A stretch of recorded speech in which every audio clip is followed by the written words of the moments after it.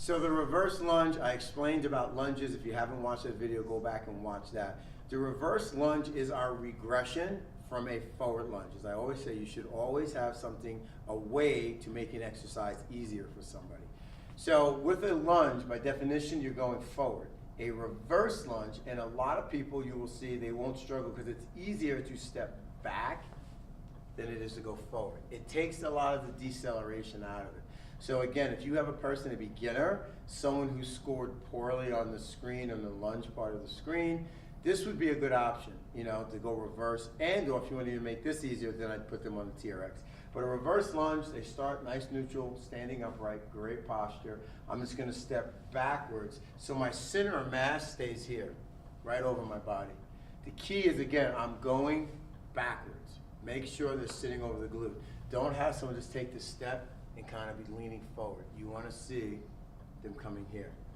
Another thing you're going to want to coach up, which I like in here, is have them using the ground. Most people, it's not very common to be able to create tension from the ground. What I mean by that is when they take that back step, have them coach up, push the back foot into the ground. That ground force. Create some pressure there, that tension. That's going to give them some stability so they feel stronger coming out of it. Last thing, head positioning. This is important. And what I mean by that, a lot of people will look down. We have a natural tendency to want to look to where we're stepping. Even though you have a clear space, there's nothing around you, people will want to do this. Well, if you look at my body, by me dropping my head, it just changed my whole posture. Right? And typically most people that we see coming in here have posture issues. So we want to keep the head up. Now, what I always tell somebody, if they feel they have to look down, and that's fine, drop your eyes, not your head.